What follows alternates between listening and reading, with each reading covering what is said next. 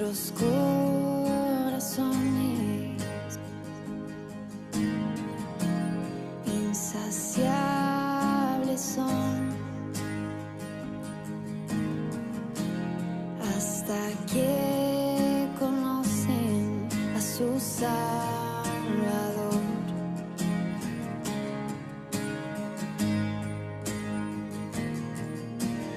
Tal y como somos, nos amó. Hoy nos acercamos sin temor. Él es el agua que a beber nunca más tendremos sed. Jesucristo basta, Jesucristo basta. Mi castigo recibió y su herencia me entregó. Jesucristo basta, Jesucristo basta.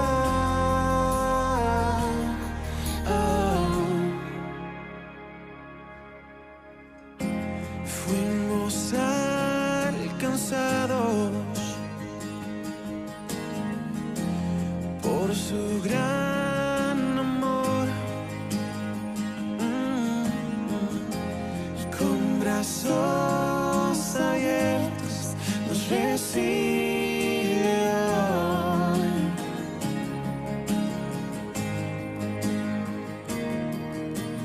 Tal y como somos, nos amó. Hoy nos acercamos sin temor.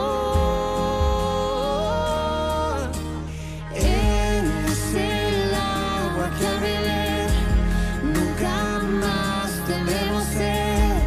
Jesucristo basta, Jesucristo basta. Mi castigo recibió y su herencia me entregó. Jesucristo basta, Jesucristo basta. Jesucristo basta.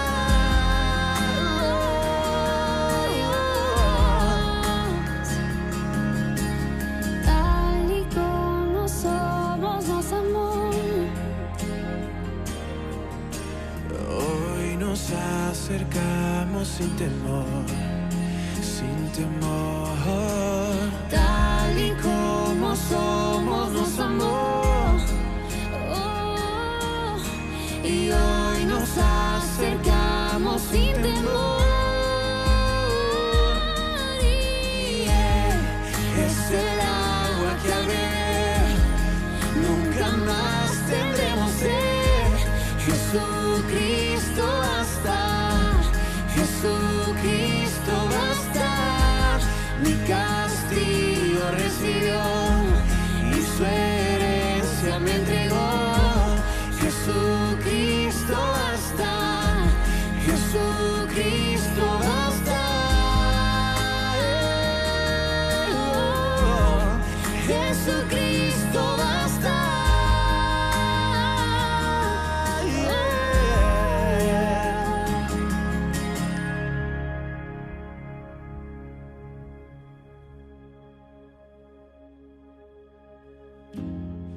Ahora hay un futuro y esperanza fiel. En su amor confiamos, hay descanso en él.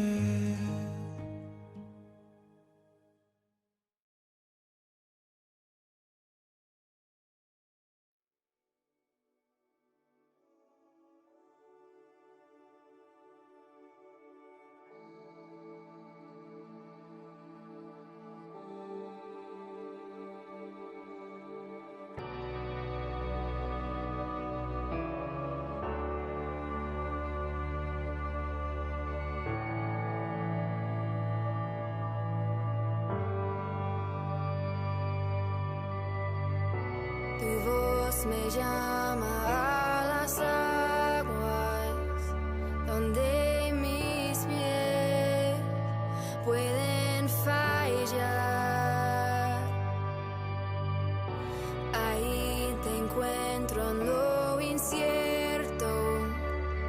caminaré sobre el mar. A tu nombre clamaré, en ti mis ojos fijaré, en tempestad descansaré en tu poder, pues tuyo soy hasta el final.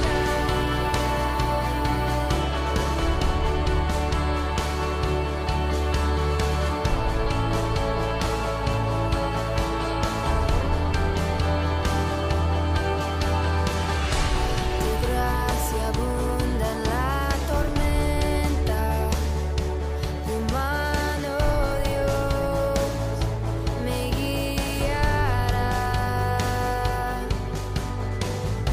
Cuando hay temor en mi camino, tú eres fiel y no cambiarás. A tu nombre clamaré, en ti mis ojos fijaré, en tempestad descansaré en tu poder, pues tuyo soy hasta el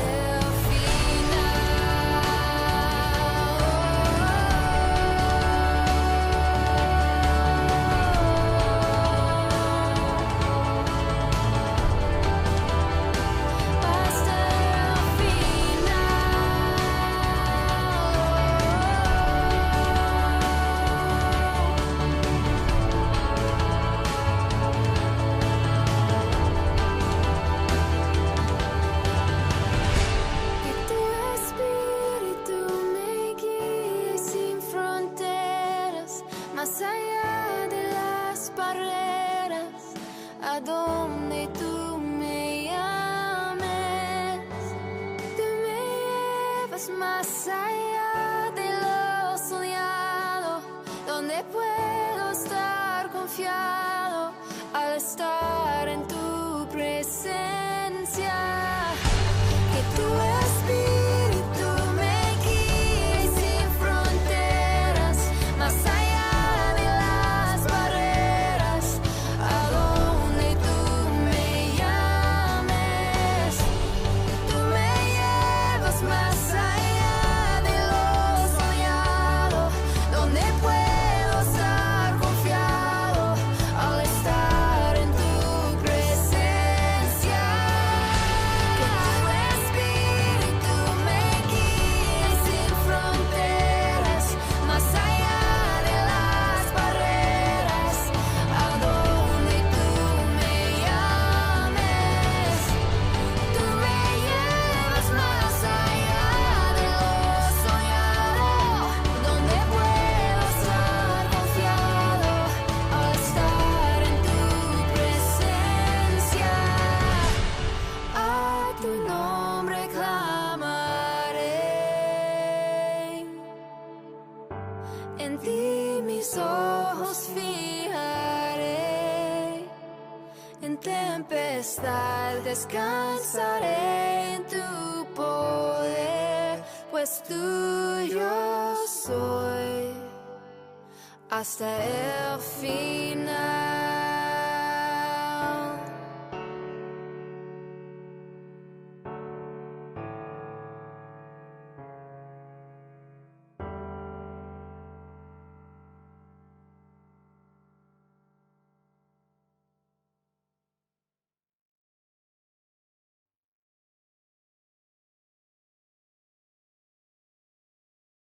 Buenos días, iglesia. Es un gusto estar nuevamente con ustedes en esta mañana para tomar un tiempo y dedicarlo a Dios. Queremos continuar utilizando estos medios para alabar al Señor y aprender juntos de su palabra.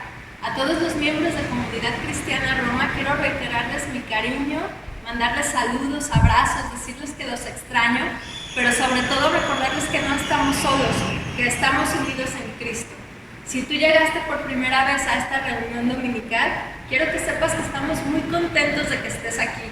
Vamos a tener un taller de sendas bíblicas, vamos a tener un tiempo de adoración, vamos a orar y después vamos a recibir una palabra por parte de Dios. Si tú llegaste a través de algún enlace que te compartió un conocido o si de casualidad nos encontraste en redes sociales, déjame decirte que no es casualidad. Algo hay para ti en esta mañana, así que te invito a que te quedes atento a tu pantalla para que veas qué es lo que Dios tiene para decirte. Y aunque no estemos reunidos como iglesia en un edificio, sí estamos reunidos como iglesia de Dios.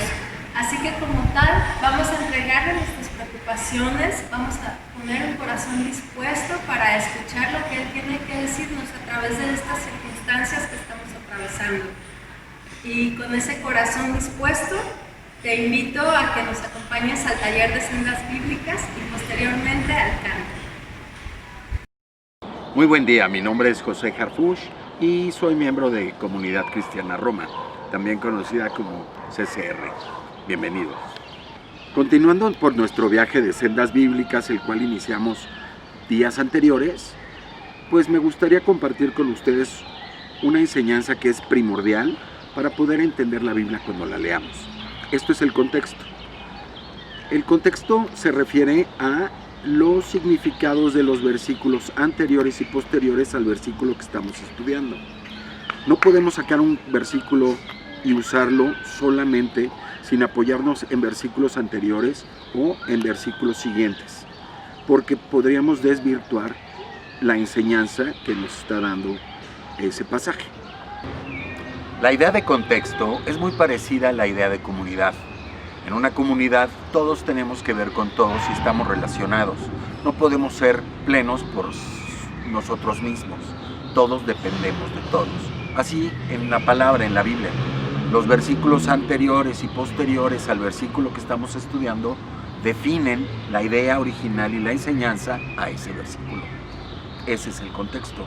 También es parecido a estas hileras de dominó que a veces hacen por diversión, donde tiras el primer dominó y se van cayendo los demás dominós. Si falta un dominó en esa fila, los otros dominós ya no van a caer, ya no tiene el efecto esperado. Igualmente la palabra, cada versículo, cada palabra está pensada e inspirada por Dios para estar en esa posición y que nos traiga en el contexto completo la idea original y la enseñanza que Dios quiere darnos.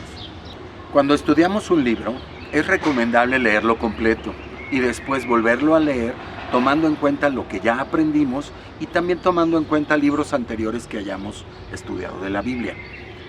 Es importante darnos cuenta que las palabras que están antes del versículo que nos llame la atención tienen más impacto en ese versículo, igualmente las frases o versículos posteriores al versículo central que nos llamó la atención. También tenemos que darnos cuenta que la Biblia es un libro vivo. La Biblia no es un libro normal que puedes leer como una novela. La Biblia está compuesta de varios libros divididos en Antiguo y Nuevo Testamento, los cuales fueron escritos en diferentes épocas por diferentes personas, pero todos inspirados por la mano de Dios.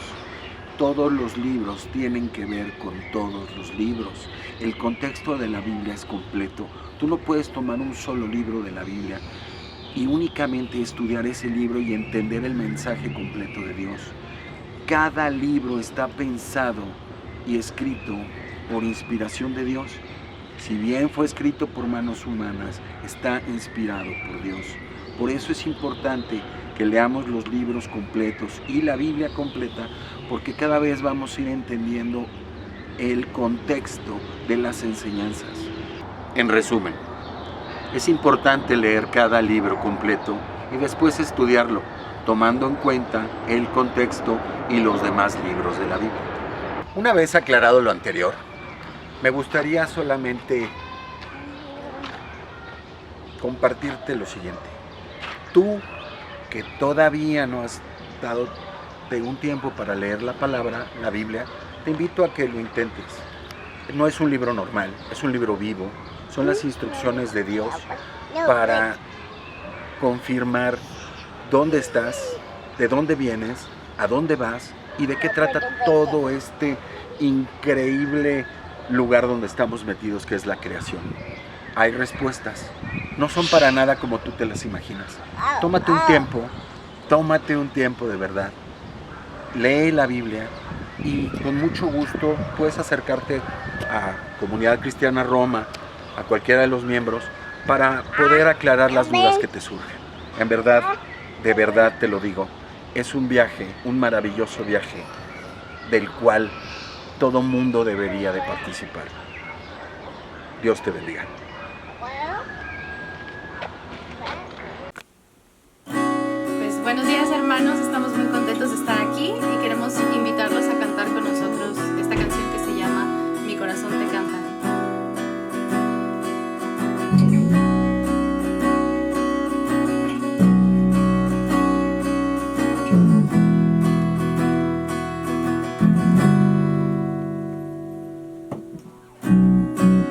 Preciosa sangre que mi vida cambió, mis pecados, mis culpas lavó, ha quedado atrás el pasado sin Dios. Fue en esa cruz donde la historia cambió, donde mi vida tomó otro sentido, donde yo encontré la razón de vivir.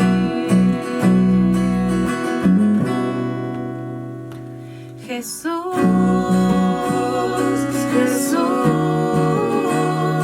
mi corazón te canta, mi corazón te canta. Jesús, Jesús, mi corazón te canta, mi corazón te canta. Jesús.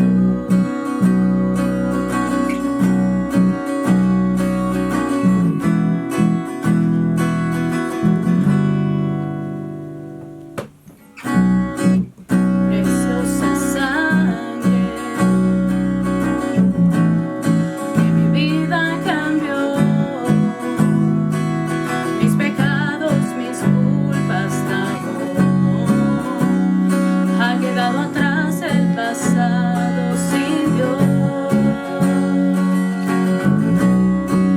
Fue en esa cruz donde la historia cambió, donde mi vida tomó otro sentido, donde yo encontré la razón de vivir. Jesús, Jesús, mi corazón te canta, mi corazón te canta. Jesús, Jesús, mi corazón te canta, mi corazón te canta. Jesús, Jesús, mi corazón te canta, mi corazón te canta. Jesús.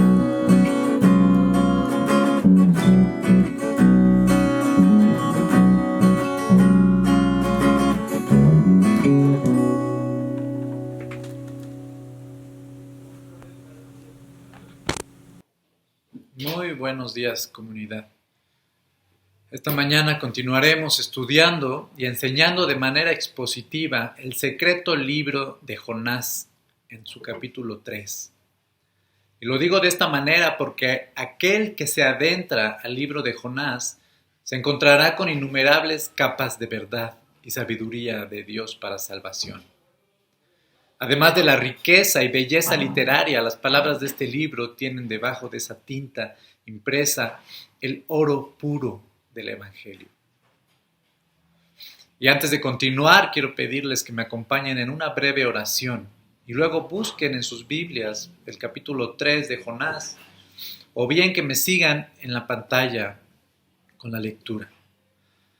Señor, damos gracias por tu palabra, Señor, y por la oportunidad que nos das una vez más de estar aquí delante de ti, para estudiarte, para conocerte, pidiéndote, Señor, que sea tu Espíritu el que nos dé convicción, Señor, de nuestro mal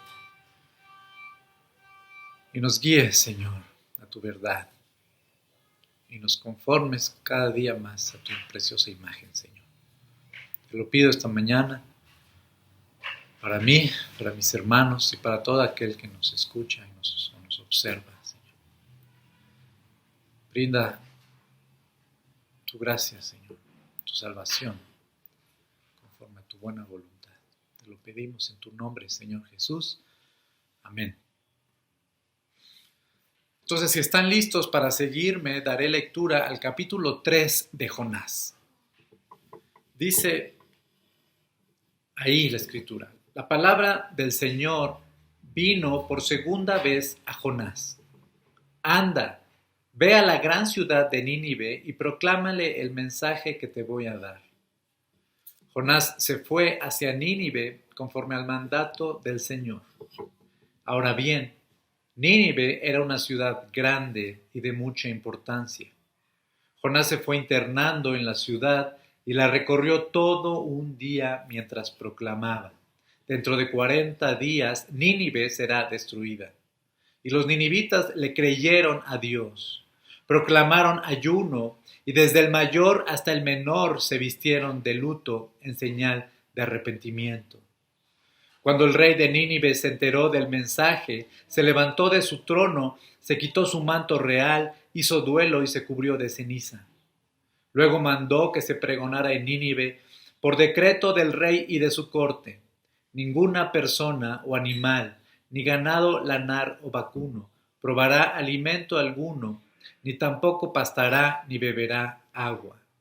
Al contrario, el rey ordena que toda persona, junto con sus animales, haga duelo y clame a Dios con todas sus fuerzas. Ordena asimismo que cada uno se convierta de su mal camino y de sus hechos violentos. ¿Quién sabe? Tal vez Dios cambie de parecer y aplaque el ardor de su ira, y no perezcamos. Al ver Dios lo que hicieron, es decir, que se habían convertido de su mal camino, cambió de parecer y no llevó a cabo la destrucción que les había anunciado. La misericordia triunfa en el juicio. Es el mensaje para hoy en este capítulo. Y en otras palabras, quiero decir que debemos ser misericordiosos ante la injusticia. Y déjenme explicarles a qué me refiero. Nuestro mundo está plagado de injusticia. Decían en aquella película, La ciudad de Dios, la honestidad no paga. Me encanta esa frase. A diario vemos cómo la repartición de la riqueza en muchas ocasiones no es justa. Las cárceles han encerrado a muchos inocentes. Los derechos humanos son violados todos los días y de muchas maneras. El abuso de poder ha cobrado la vida de millones de personas en matanzas y desapariciones. Las mujeres no dejan de sufrir el acoso y la violencia en muchos niveles. Millones de personas viven en condiciones inhumanas. Otros miles mueren de hambre o por negligencia médica. Otros más por guerras y persecución. Miles de migrantes huyen del peligro. Ya no caben las quejas en redes sociales. Las grandes avenidas fueron hechas para manifestarnos y ya no son suficientes. Las marchas son parte de la vida en la ciudad. El racismo, la opresión y el odio no terminan de abrir más las heridas. Muchas son las causas de nuestra indignación. Sin embargo, no somos mejores que Dios. Él, siendo Dios, ha sufrido en carne propia la injusticia por causa de nuestra maldad. Ay de la ciudad sedienta de sangre, le dijo Dios a Nínive años después a nuestro relato. La tierra ha abierto sus fauces para recibir la sangre de tu hermano. Le dijo Dios a Caín. Desde la tierra la sangre de tu hermano reclama justicia. Similar fue el reclamo de justicia por la maldad asiria que subía hasta la presencia de Dios. Pero, ¿cómo vamos a ser misericordiosos ante la injusticia? ¿O por qué debemos serlo? ¿Qué hay de tanta injusticia? En primer lugar, debemos ser misericordiosos ante la injusticia, proclamando la verdad en amor. Y ahí entre paréntesis puedes ponerle el Evangelio, porque el Evangelio es una verdad proclamada en amor para librarnos de la injusticia. En este capítulo, por segunda ocasión, Jonás se topa con extranjeros y profesos de otras religiones. Tal y como sucedió en el capítulo 1, a diferencia que estos son sus odiados enemigos. Y esta es la misión que Dios le había hecho en un principio. Ir a la ciudad misma de sus potenciales asesinos para proclamarles un mensaje de parte de Dios que advertía el juicio por tanta maldad. Con todo eso, este capítulo 3 trata sobre el arrepentimiento, pero no solo de los ninivitas, ya que debemos ver a Dios expresando su misericordia a toda una ciudad que es pronta para escuchar a Dios y humilde para arrepentirse de su mal camino. Y lo hace con la finalidad de contrastar la dureza de su pueblo Israel. Y además cachetearlos mediante la mejilla del profeta Jonás. Y tan fuerte es esta cachetada que hay suficiente para nosotros también. Y este profeta, después de un buen detox en los jugos gástricos del gran pez, recibe un segundo llamado de Dios. Dicen versos 1 y 2, la palabra del Señor vino por segunda vez a Jonás.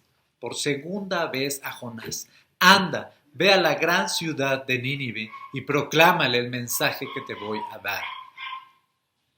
Jonás, hasta aquí, se había arrepentido de su desobediencia, por lo que ahora sí fue hacia Nínive, conforme al mandato del Señor.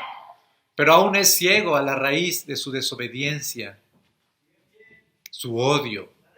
El mismo odio que nos impide amar y perdonar a otros. Pero Dios es paciente y creativo para mostrarnos lo que no alcanzamos a ver de nosotros mismos. Ahora bien, dice verso 3, que Nínive era una ciudad grande y de mucha importancia. Algo así como nuestro centro histórico de la Ciudad de México, tanto por su importancia como por su superficie, literal. Jonás, vemos en versículo 4, que se fue internando en la ciudad, la entonces capital del poderoso imperio asirio, el dolor de cabeza de sus vecinos en Mesopotamia, y la recorrió todo un día, o solo un día. Él dijo, yo ya cumplí. Y mientras lo hizo, proclamó el mensaje de Dios. Dentro de 40 días, Nínive será destruida. Un mensaje conciso, pero macizo, duro y a la cabeza. Un mensaje ideal para alguien amante de la justicia. Sin embargo, sin demeritar su grado de obediencia, para arriesgar su pellejo literal al internarse en una ciudad descrita en la Biblia como sanguinaria, justo el tipo de medallas que suelen estorbar para ver nuestra maldad, ya que es conocido que los asirios empalaban, desollaban, decapitaban y desfiguraban a sus enemigos.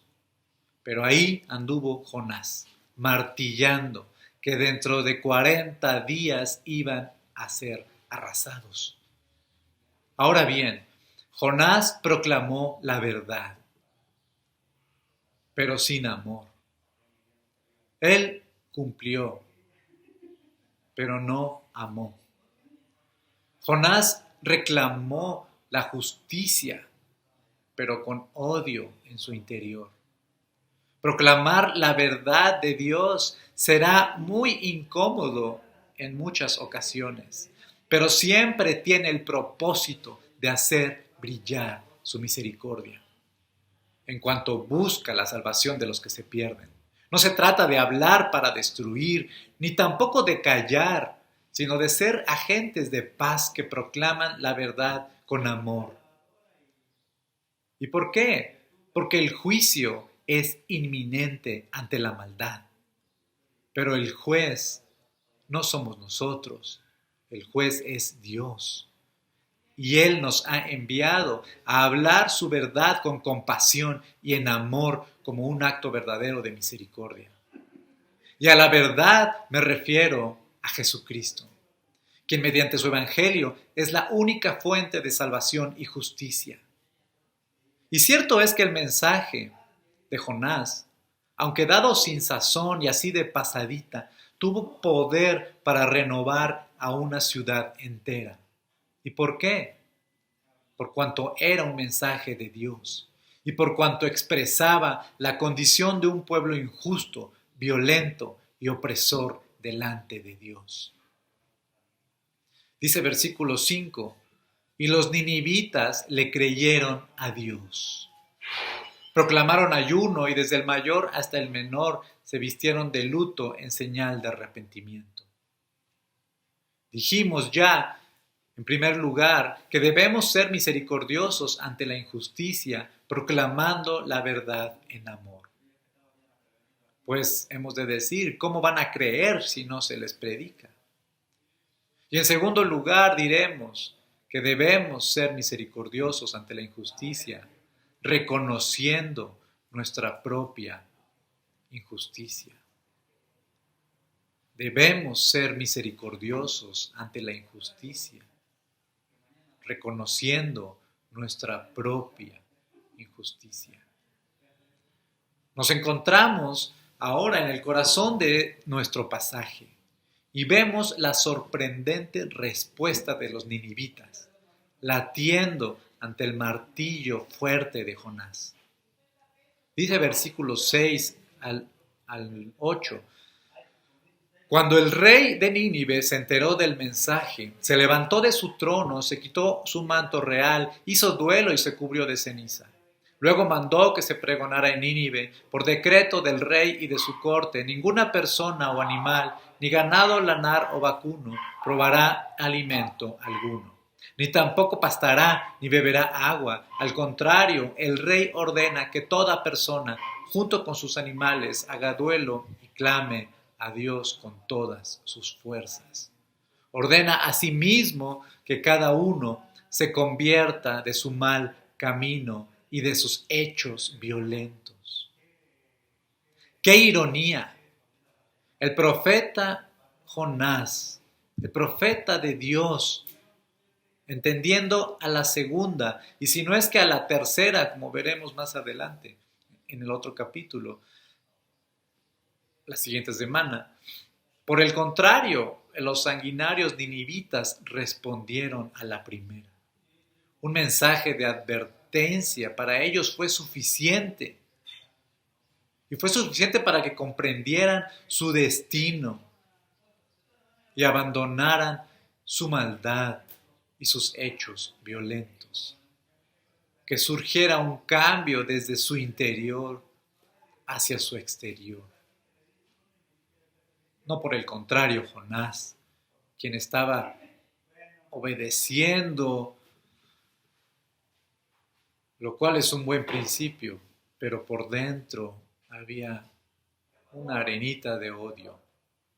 ¿Cuántas veces tendremos que escuchar el Evangelio para creer y arrepentirnos? ¿Cuántas veces deberemos oír la palabra de Dios para vivirla? El humor y el amor de Dios está presente para provocar que desde el mayor hasta el menor, desde el orgulloso rey del imperio grande y poderoso de Asiria, hasta el ganado se arrepintieron. Y todo esto para confrontarnos, para confrontar la terquedad del corazón humano, que se resiste a creer y aceptar su maldad. Es un verdadero milagro lo que ha pasado en esta porción. Un milagro a una escala impresionante. Es casi fantástico. Y solo me hace preguntar, ¿será que somos tan reacios? Entre más y más veo mi maldad, o mejor dicho, entre más Dios me muestra mi maldad, más amo su paciencia y compasión. La reacción del rey fue en fe, para creer, y en arrepentimiento, para lamentarse de su mal, haciendo duelo y clamando a Dios con todas sus fuerzas por misericordia, obedeciendo sin miramientos y dejando atrás su mal camino y sus hechos violentos. El infame rey dando una breve cátedra de lo que significa arrepentirse. ¡Qué ironía! Y qué hermoso también. Me queda la duda de por qué se arrepintieron los ninivitas, cuando ni sabían qué con qué este mensaje de Jonás. Dice verso 9, ¿quién sabe? Decían ellos. Tal vez Dios cambie de parecer y aplaque el ardor de su ira y no perezcamos. ¿Por qué se arrepintieron los ninivitas? Según este verso, parece ser porque los de Nínive supieron que estaban bajo la ira de Dios y no pudieron reconocer que no hay nada peor que ser enemigo de Dios. Dice la Escritura que ante Dios se agita la tierra, el mundo y cuanto en él habita. ¿Quién podrá enfrentarse a su indignación? ¿Quién resistirá el ardor de su ira? Por gracia recibieron estos ninivitas la convicción de que morirían en su enemistad. Ahora sabían que eran injustos. Se arrepentían y clamaban por misericordia. ¿Hasta cuándo vamos a mirar hacia adentro para arrepentirnos y dejar de encubrir nuestra maldad a través de otros? Jonás quería justicia, como cualquiera de nosotros la queremos, pero olvidamos nuestra propia injusticia.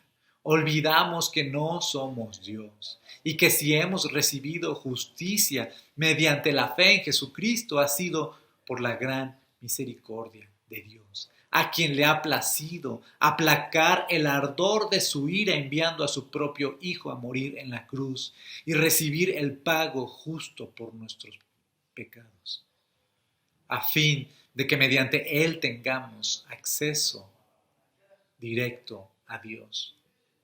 Amistad con Dios, no más enemistad.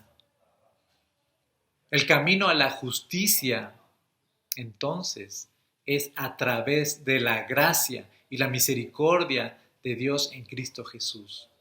De manera que cuando somos misericordiosos, estamos más cerca de la justicia, porque somos más como Dios, quien es misericordioso y justo a la vez. Por ello, debemos ser misericordiosos ante la injusticia. Hemos dicho que en primer lugar, proclamando la verdad en amor. En segundo lugar, reconociendo nuestra propia injusticia. Y en tercer y último lugar, volviéndonos a Dios en arrepentimiento, por cuanto Él es misericordioso y justo a la vez. Dice versículo 10, al ver Dios lo que hicieron, es decir, que se habían convertido de su mal camino, cambió de parecer y no llevó a cabo la destrucción que les había anunciado. Por el contrario, Dios en su misericordia volteó de cabeza a Nínive y trajo renovación. La ciudad fue arrasada en un cambio masivo e inesperado. Por tanto, quiero concluir este tiempo exhortándonos, hermanos, a tomar en serio nuestra maldad y volviéndonos a Dios en un arrepentimiento constante y verdadero. Uno que hace duelo por tanto daño que hemos causado entre nosotros. Un arrepentimiento que surge desde el interior por la fe hacia el exterior en un cambio claro de dirección.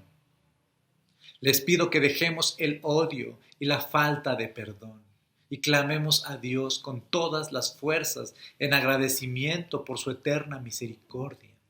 Aquel que nos ha perdonado de toda nuestra maldad, abriendo las fauces de la tierra para recibir la sangre de Jesús, brindando en su resurrección esperanza de salvación y renovación de toda su creación, para que reine la justicia verdadera desde entonces y para siempre. Quiero, hermanos, y escuchas, que comprendamos que mediante la compasión reinará la justicia, en tanto que la injusticia es a causa del odio y la enemistad con Dios. Porque mientras más cerca estemos de la misericordia, más cerca estaremos de hacer brillar la justicia de Dios en esta tierra. Mientras más cerca estemos de la misericordia, más cerca estamos de darle a conocer, de dar a conocer al Señor y sus buenas noticias de salvación. Yo sé que arde el corazón ante la injusticia, pero arde más cuando Cristo reina en tu vida, porque no solo infunde nueva vida, sino que en su muerte en la cruz ha quedado satisfecho nuestro deseo de justicia, haciendo la paz entre Dios y todos nosotros por la eternidad. Este capítulo no nos muestra esa paga del pecado que deseaba Jonás. Pero yo te digo que en Cristo ha sido pagada. En Cristo la misericordia triunfa en el juicio. A Él sea la gloria por siempre y para siempre. Amén. Dios les bendiga.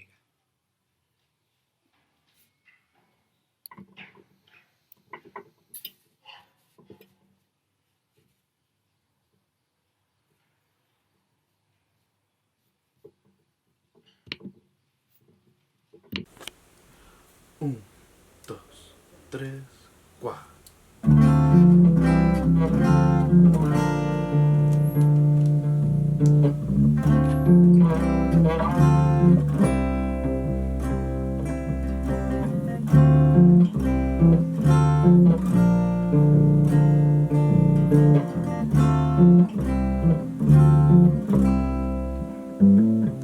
Hay una fuente que lava toda iniquidad de sus heridas.